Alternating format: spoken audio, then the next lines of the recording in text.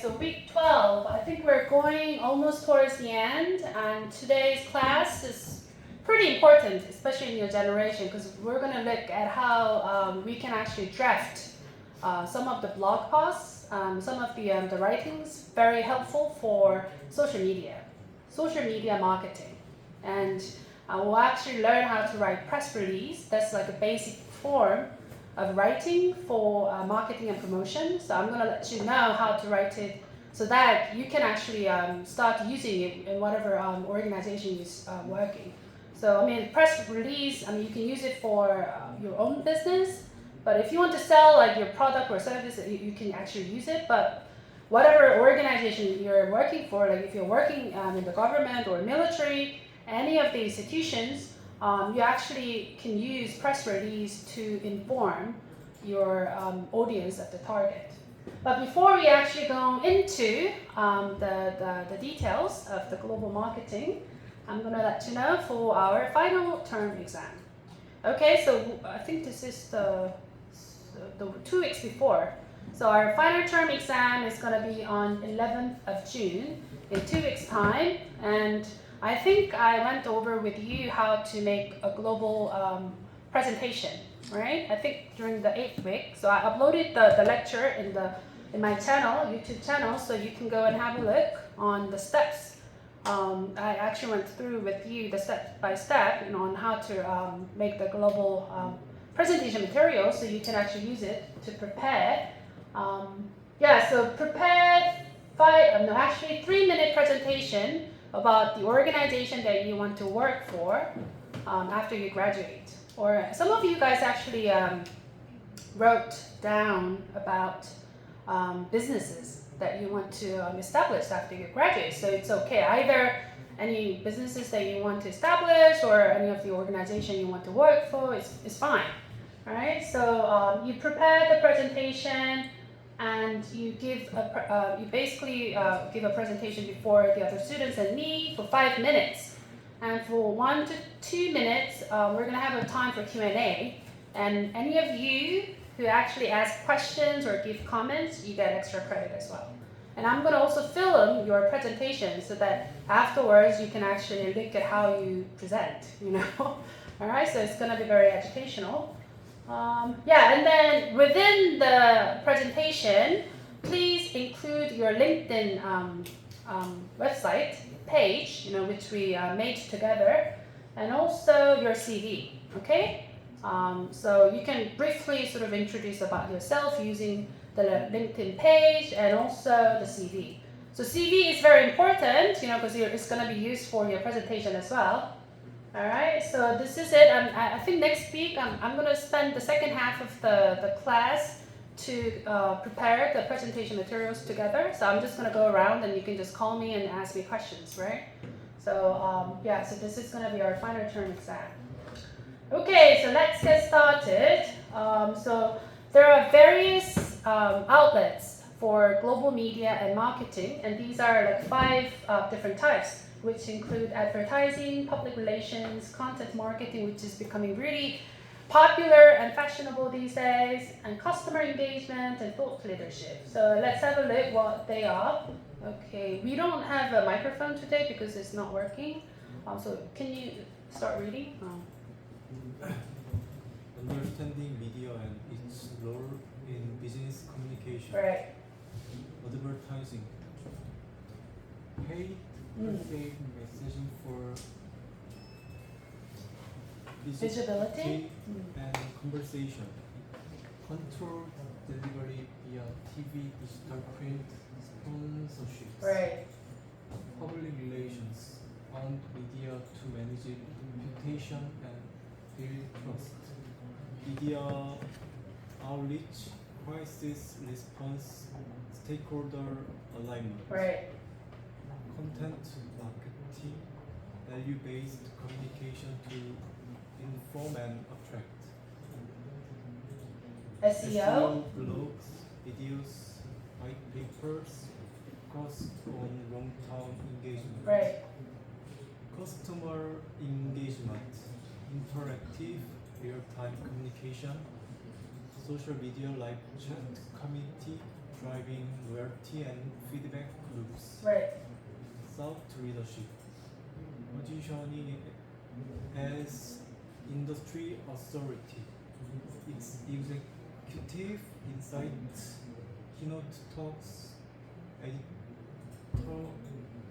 Editorial?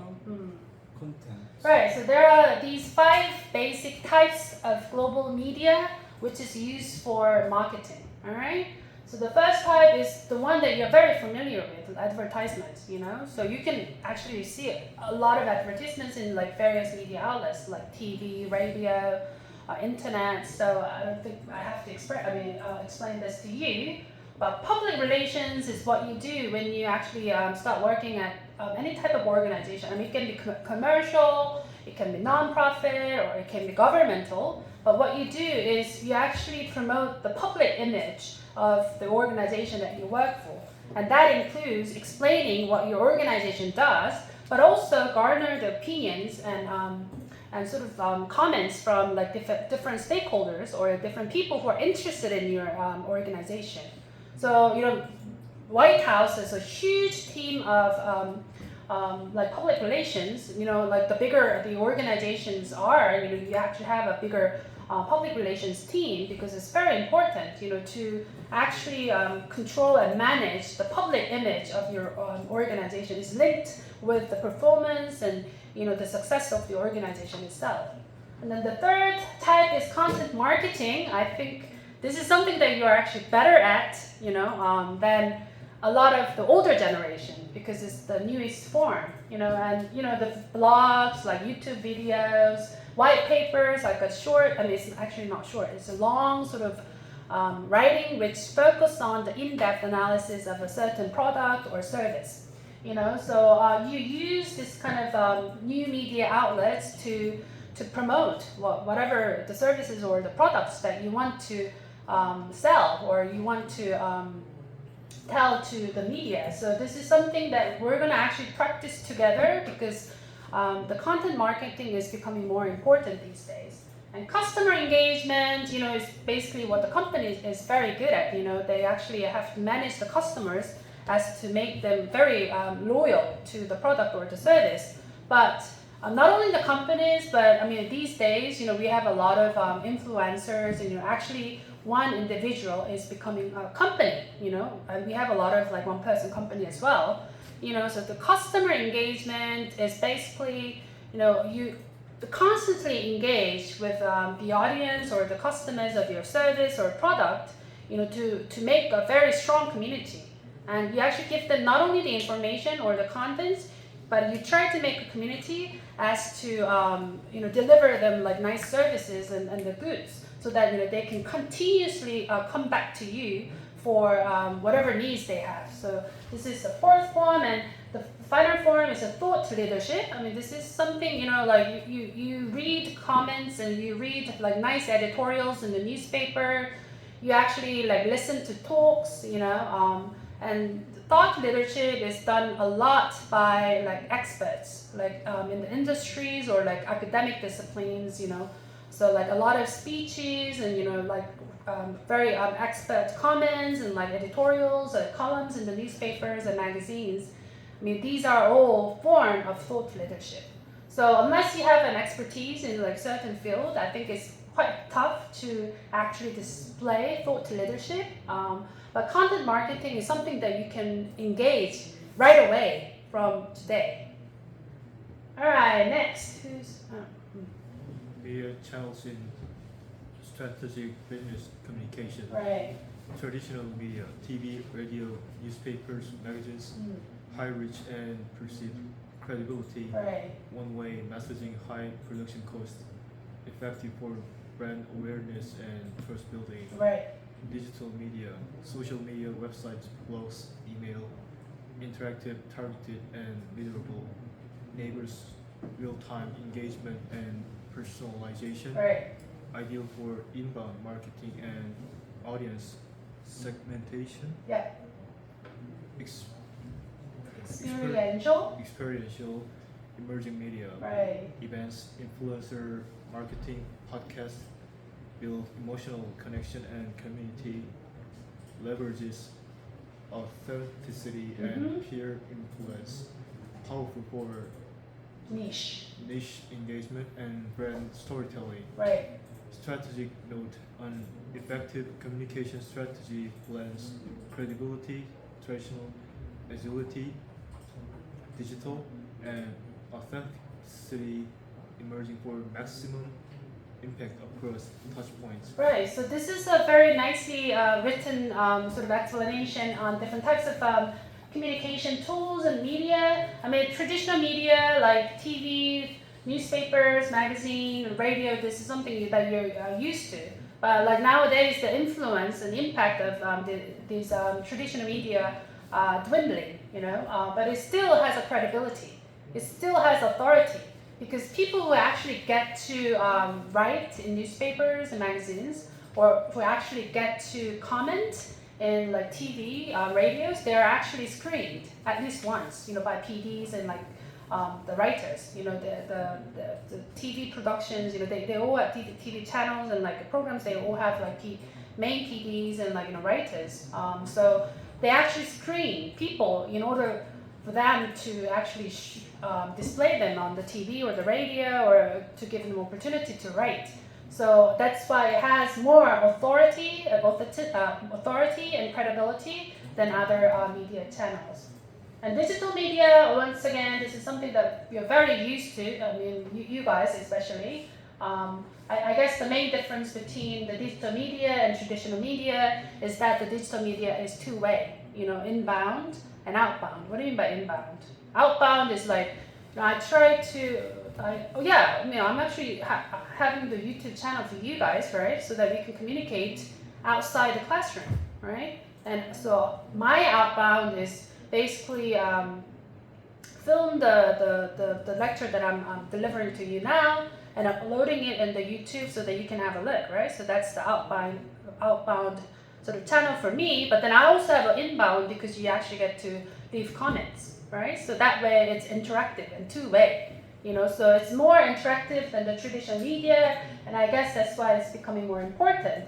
But then the more evolved form of media these days is emerging and experiential media. So, for example, these days people don't really read books that much, right? Because we have a lot of like very nice YouTube videos that we can spend time on instead of the books, So for book publishers, what they have to do is, they actually try to publish traditional media, which are books, right?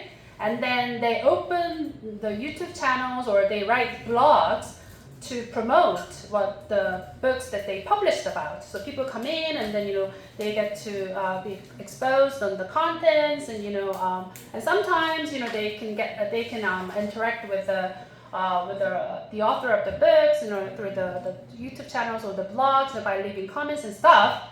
But then these days, what the publishers do these days is basically they've tried to form a community. So what they do is they actually open an event, maybe at a bookstore or a nice restaurant or a cafe, and then they invite the author of the book to come in. And then other people who are interested in communicating with the author. So they come in and then they have a seminar on a topic of the book or any other topics, that the author might be interested in talking about. So the people come in and then they have a very nice conversation, and as a result of the seminar and then the lectures, people actually start buying more books, and then they actually start talking about those books to their friends and families, and then it's like forming a community and then actually adding shared experiences as to have a more impact. So these days, experiential and emerging media is becoming more powerful, and people actually crave for a sense of community. And I guess this craving for experience, like authentic experience, an authentic relationship with the person instead of like just selling the service or product, is becoming more important. So this type of media is something that you really have to think about. I think there's a increasing interest in the emerging media, which promotes like more diverse experiences, like shared experiences and forming a community.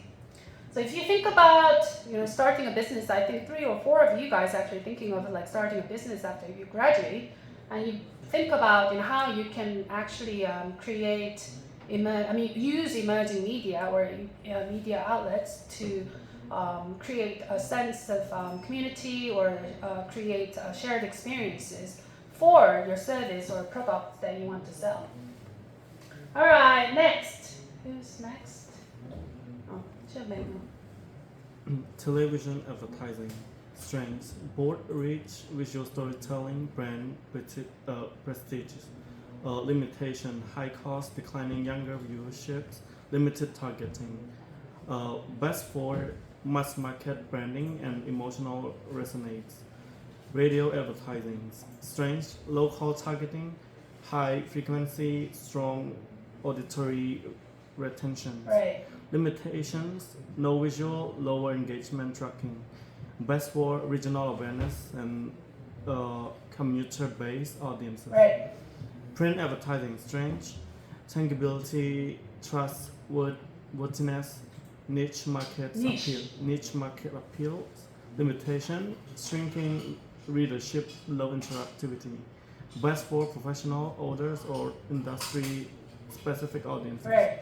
Online advertising. Strength: cost-effective, measurable, CTR, CPC. Precision targeting. Right. Limitations: ad fatigue, banner blindness, ad blockers. Best for performance marketing and retargeting strategies. Right. Social media advertising. Strengths: demographic targeting, interactive content, real-time feedback. Limitations: platform dependencies, algorithms, volatility, ad saturations. Best for community engagement, influencer-driven campaigns. Right, so there are like various sources, there are media outlets that you can use for advertisement as well. I mean, the strength and weaknesses of these various outlets actually follow the nature and characteristics of these channels. But you can see television advertising is still very popular, but it's very expensive, right? So, and a lot of times you guys don't actually watch TV as much, right? Yeah, more on YouTube, so it's not as effective compared to the amount of money that you pay. And radio advertising, is still actually quite active, and radio actually has a very sort of strong people, strong like supporters of that program. So if you actually have a target sort of audience that you want to promote your service or product, radio advertisement is quite effective, especially if your service or product tailored to local scale. Like say, if you're working for like Costco, it's not a local scale. Let's say you're running this grocery store. We have like Honmatte in my town, and that Honmatte is very, it actually targets people within my town, right? And we might have a local radio station. And so you can actually promote your grocery store through the local radio station. So US is a big country, so they have a lot of different regional radio stations. So a lot of times, because the US is a very big country, so these radio stations act as important advertisements channels for locally based businesses. And print advertising, I think the best example is the newspaper or even the books, But as much as the television advertising the influence of it is dwindling, print advertising is not as popular as before. But then, I told you when we were talking about the differences between emails or oral communication, like Zoom meetings, versus letter. I told you that letter actually acts as almost like a semi-contract, because people actually put a lot of credibility on letters, It's the same with a print advertisement, So print materials, because they're actually, it actually takes a lot more thoughts and energy to write an article or editorial in the newspaper or in the book So people actually think the sources that are mentioned in print materials are a lot more credible and trustworthy. So if you want to actually give an authority, or if you want to add credibility to the service or product, then actually having an advertisement in the very established newspaper might be an option. And online advertisement and social media sort of they're similar. It's a lot more traffic these days. You guys use like internet a lot more often these days, so they have a lot of different like advertisement tools. I have a friend who's in charge of advertisements for Kakao, and he's using all these like different strategies and like tactics to draw attention of targeted people for specific services and like products. And they actually use like incredible amount of like calculations, like math formulas, and like all these like different like strategies to attract the attention of the viewers. So online advertisement is a lot more popular these days. But then again, because there are so many advertisements on the internet, it actually is saturated. The advertisement space for advertisement is saturated. What do you mean by saturated? It's overflown. So people actually are inundated, flooded with information in the internet, right? So although they're given certain advertisements, they don't actually give enough attention to it. So it's not as cost effective. And social media advertisement, it's becoming popular. People use like Instagram, like YouTube's a lot for advertisement these days. But I guess the main difference is I told you about the emerging and experiential form of media, and it applies specifically to social media marketing and social media advertisements. So instead of like telling directly about the service or product that you want to sell, they actually give you like nice experience, or they actually try to engage you with the community, so that you actually get some information, like a nice feeling, nice sort of sense of community from the media. And as a result of it, you indirectly or somehow like naturally just give in to buy the product or service. So this is the most evolved form of advertisement and media. And if you have time, I think it's very nice. You can study more about it. I think this is a very good sort of strategy for any type of business if you want to promote it. All right, next. Martin, it's your turn.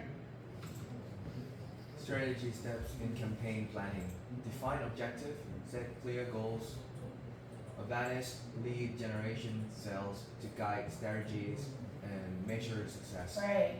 Identify target audience, analyze demographics, behavior, and needs to ensure message relevance and targeting precision. Right. Develop messaging. Craft compelling, brand-aligned messages tailored to audience, motivations, and platform tone. Right.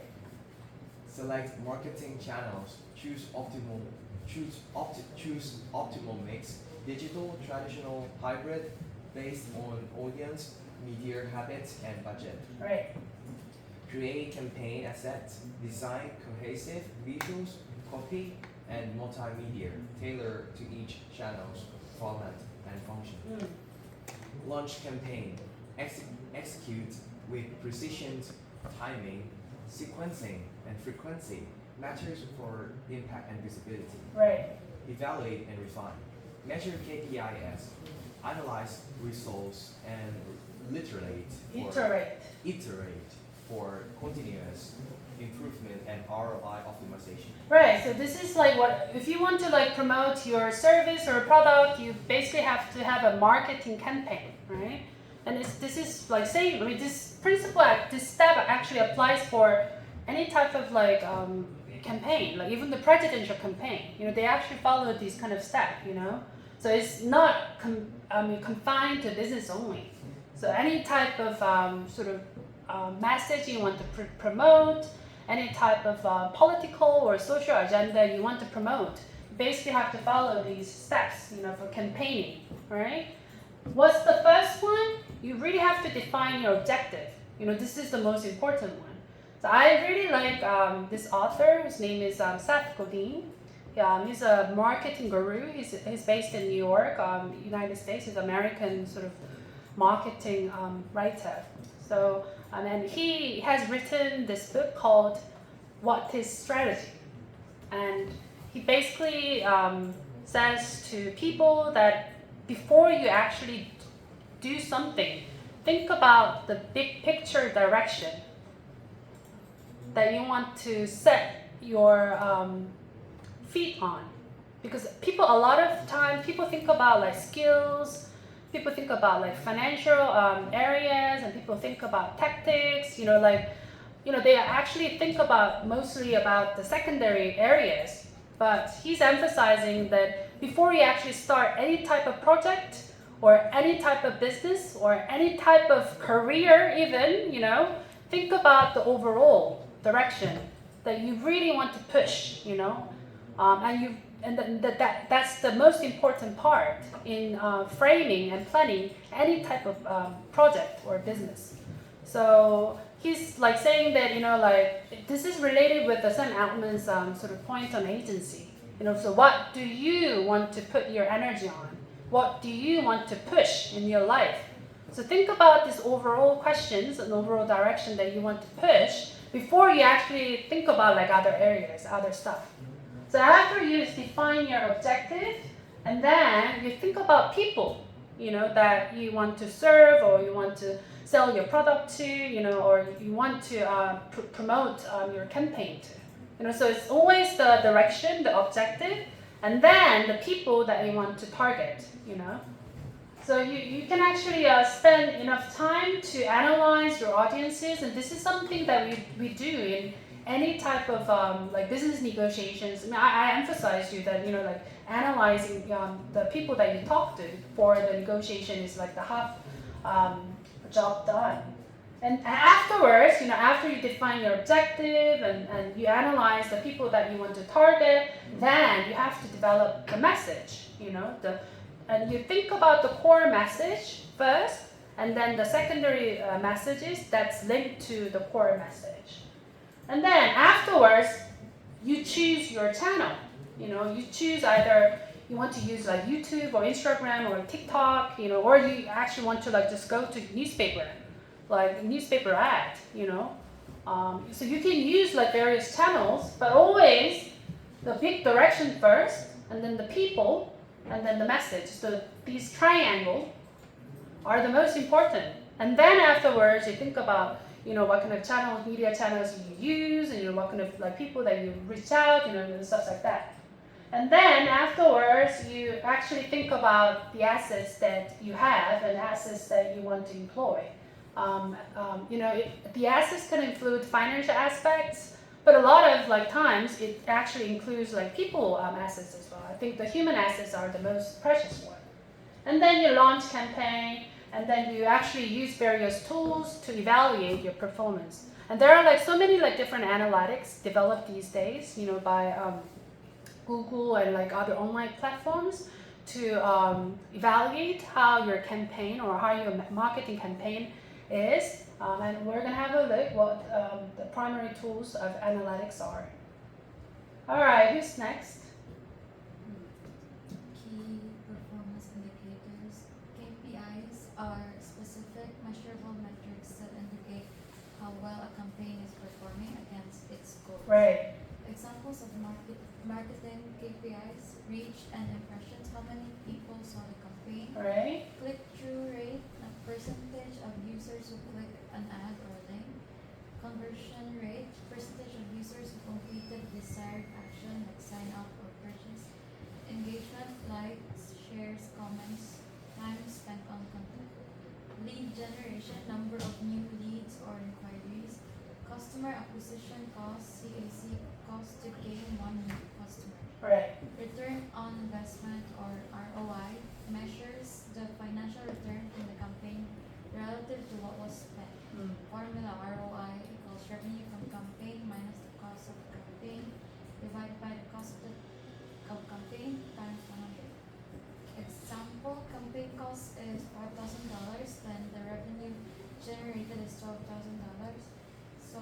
5,000 minus 5,000 divided by 5,000 equals 140%. Oh, actually, multiplied by 100. Yeah, I omitted it. Yeah. Inside, a positive ROI indicates profit, while a negative ROI shows loss, making it a key metric for budget justification and decision making. Right, so KPI, key performance indicators, and ROI, rate of investments, are two main indicators to assess whether your campaign has been successful or not. So just, I don't think you actually memorize all the details.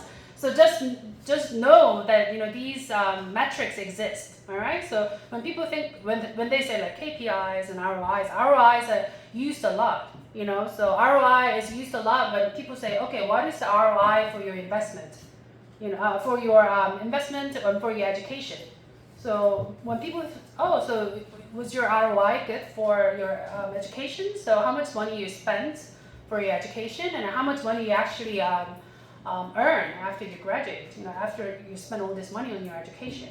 So rate of investment is a very much used term, when you assess, how much financial gain that you've gathered out of the project or out of the campaign. And also key performance indicator, it's quite difficult. So reach an impression, how many people saw the campaign. So say you actually put the post in Instagram, right, about your product.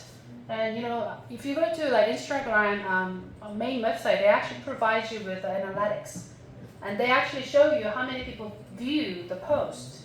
And actually, maybe if you were to just add the link of your service or website in the page, and actually people view your page, and then how many people actually click the website that you put in your page, and then how many users, how many people actually click the website of yours, get to buy, the service or the product, So they actually have these tools, like digital, like very advanced tools, like Google has very advanced tools to analyze all these. And if you want, then you can actually click it and ask for the analytics from the Google. So KPI and ROI, just remember the terms, that these terms exist, and remember the concepts, okay? All right, so you can actually have how Apple and Nike have branded your brain, how they actually use your attention to draw to their service and product, and you can actually have a look at the YouTube if you want. All right, so we'll actually see what are the activities and what are the different expressions to use. Different forms to be used for public relations, and these are the main purposes or the main uses of the public relations. So let's have a look. Key forms of public relations activity. Press releases distribute official news or update to media outlets to control messaging, announce milestones, and build credibility. Right. Media relations build and maintain relationship with journalists to secure positive coverage, manage inquiries, and enhance brand visibility. Right. Crisis management respond strategically to unexpected events with timely, transparent communication to protect reputation and restore trust. Right. Community relations engage with local communities through events, partnership, and social initiatives to build goodwill and public support. Right. Effective. PR combines storytelling, strategic communication, and relationship building to shape public perception and trust. Yeah, so public relations, abbreviated as PR, is actually used for everything. You can actually PR yourself. You can actually convey the public image of yourself through various outlets. So it's not only used for like big organization, but it's actually used for like various purposes. And so the first sort of form of public relations is press release, that we'll actually learn how to write press release in this class. And this is like the most basic form that you actually promote. Promote your service or product or your organization or yourself, So once you have this prototype about how to promote then you will actually see how this press release can be used for various purposes. So press release is like a prototype of the PR, you know. So we'll see how we write and format the press release, and you know, based on this prototype, you can actually use this writing for various other purposes. If you were to write a blog post, or if you want to create a website, if you want to actually create a video, you can actually use a press release as a prototype, you know, as the basic document that you build other outlets on. And media relations, I mean, you basically try to have a very good relationship with people working in the media. I mean, it's mentioned as journalists because journalists used to be the main people that, you know, were engaged in terms of media relations. But these days, you know, actually because the social media has been becoming so much more influential than before. So for the White House as well, it used to be the case that only the journalists were invited for the press briefings, you know, in the White House. But then with the Trump administration, they started inviting all these people working in the social media sort of news outlets, you know, so very young people, even very young people are invited if they have a big sort of subscribers, you know, and people actually listen to their news and go to the channel to gain information. And crisis management, you know, actually a lot of, especially big organization, I mean, they face a lot of different like crises. And once the crisis occurs, like public relations is the most important activity they have to engage with, because you know people start like, you know, imagining all these like worst scenarios and, you know, like rumors going on, you know. So instead of like, you know, propagating all these rumors and like basically the organization or the person has to talk with the major media in order to control, you know. So press management is another very important function of the public relations. And community relations, again, this is becoming more important with the emergence of the experiential media, you know. So these days, if you want to sell your product or if you want to sell your service, then you basically have to form a community of supporters or a community of people who actually believe in you and your service and your product, right? So, and because of this, you know, a lot of times you basically have to manage and you have to engage with the people within the community that has been established, you know. So people actually don't think of, you know, buying the product or the service only, but they think of it as, you know, involving themselves within the community. So that's why community relations is becoming more important.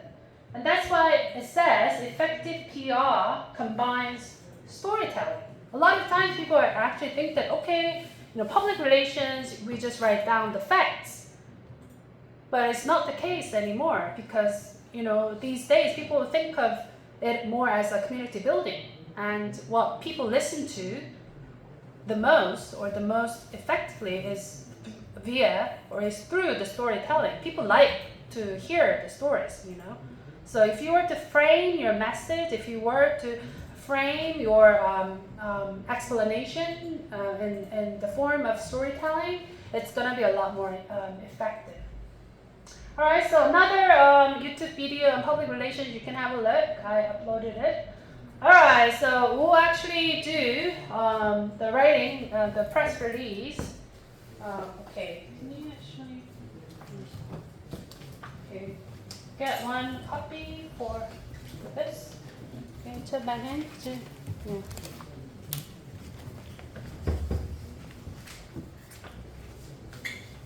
Okay, as I told you, I'm actually doing this exercise on how to write press release, because press release is like a prototype writing that you can do to write any other sort of type of advertisement or promotion or marketing. You know, if you were to like write blogs, like newspaper articles, like press release is like the prototype, it's the basic, right?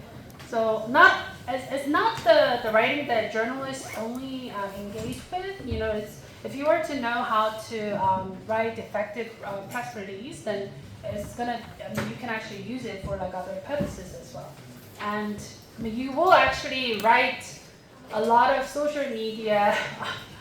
Like blogs, or you will actually produce quite a lot of social media sort of platform, I mean, like products, the content. So just know what to include and what to sort of highlight.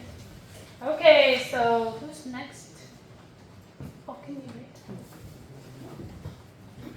Identify and will determine what makes the story newsworthy from Right. one's relevance, uniqueness, or impact. Focus on what journalists and their readers will care about.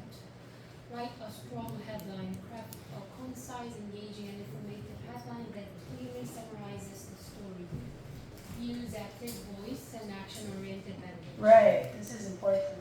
Write the body. Start with a compelling lead paragraph answering the 5 W's and H: who, what, when, where, why, and how. Follow with supporting details, quotes, and background in descending order of importance. Right, Include boilerplate information. right, At the end, provide a standard paragraph about the organization, its mission, background, and relevant achievements.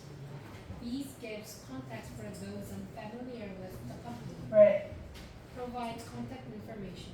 List the media contact name, email, and phone number for follow-up inquiries.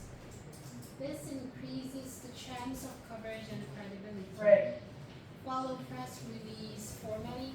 Use professional formatting, company logo at the top, date line, clear subheadings, and slash triple shops. triple shots or end at the bottom. Stick to one page if possible. Edit and proofread. Ensure clarity, accuracy, and professionalism. Check grammar, spelling, tone, and formatting before sending to media outlets. Right, so before you write the press release, you basically, with every type of project, you have to see what your direction is, like, overall, the big picture direction is, and that's called an angle for press release. So, and the angle, the focus of the press release is to see and dig out what is newsworthy, what can be featured as a news of your service or your product or organization, any type of event that had occurred, okay? So find out what can be shown, as displayed as good news, as news, to people, okay? That's what's called angle, to find an angle in the press release. And then after you find that angle, what is newsworthy about the event or the organization, service, product that you want to write about, then you have to write a headline.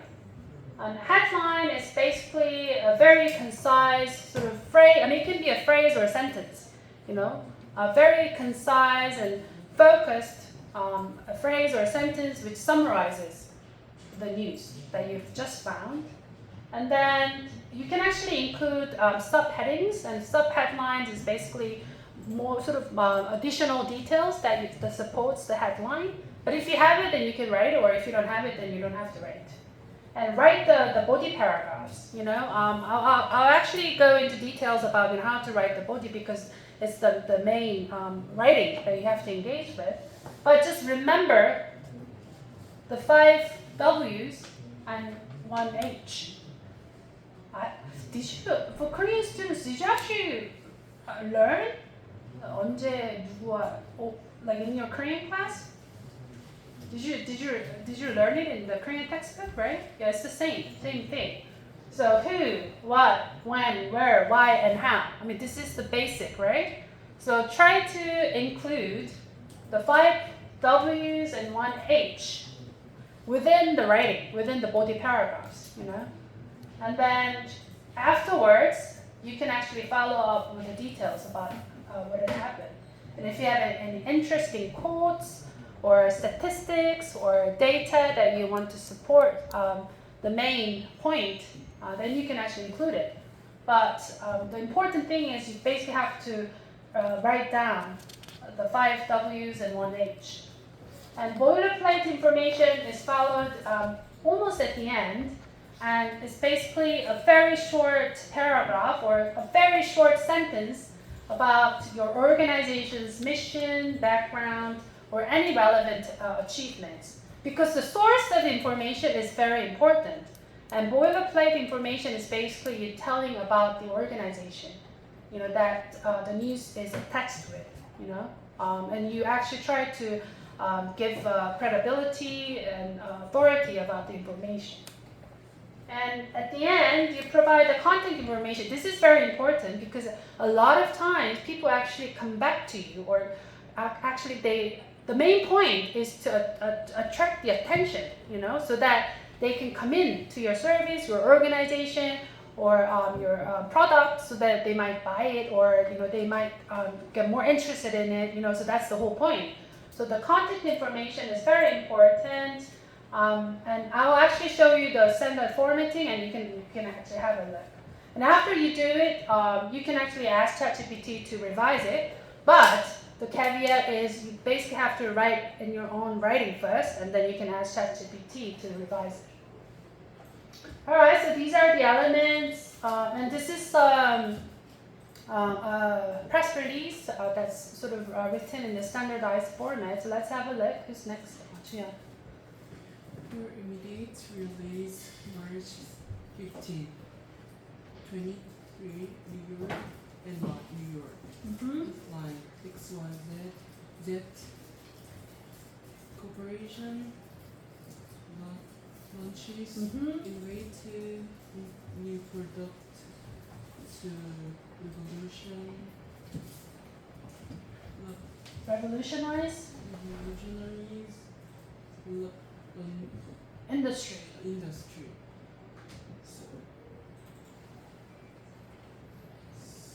Oh, you don't have a good eyesight? All right, okay. Who has a good eyesight? Francis, can you?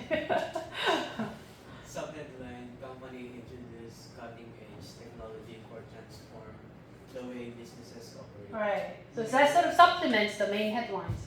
New York, NY, XYZ Corporation, a leading provider of technology solutions, announced today the launch of its revolutionary new product, the XYZ machine. This innovative technology is set to transform the way businesses operate by streamlining processes and increasing efficiency. Right. The XYZ machine is a state-of-the-art device that combines artificial intelligence and machine learning to automate a wide range of tasks. It is designed to be user-friendly and can be customized to meet the specific needs of each business. Right. So as you can see, the first and the second body paragraphs, they are the most important one. They convey about the corporation itself, and then the main thing is they're trying to promote the XYZ machine. And it's giving you what the XYZ machine is about.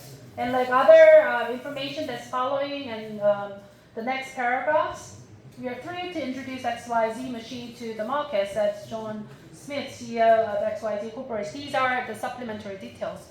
So you can actually add them, or if you think that like the length is too much, then you can actually exclude it.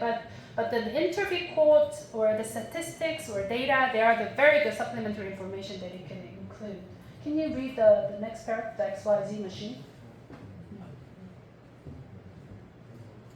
All right, okay, let's just skip this. Okay, so these are the supplementary sort of information, and the last one. The last one, Yeah, we believe. for more information. For more information about the XYZ machine, please visit www.xyzcorp.com or Contact. contact jane.doe@xyzcorp.com. Right, so you always have to add the contact information at the end. All right, so this is like a standardized format that you can use. And let's have a look at do we have the leftover? Alright, okay, let's have a look.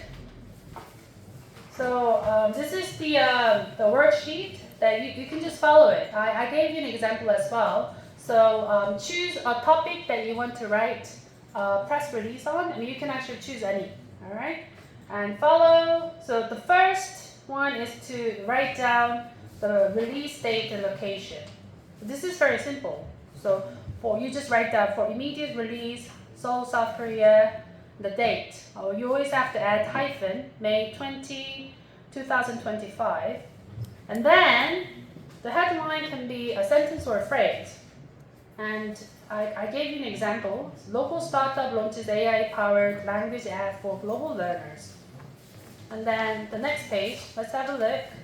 Subheadlines is optional. You can include it or not.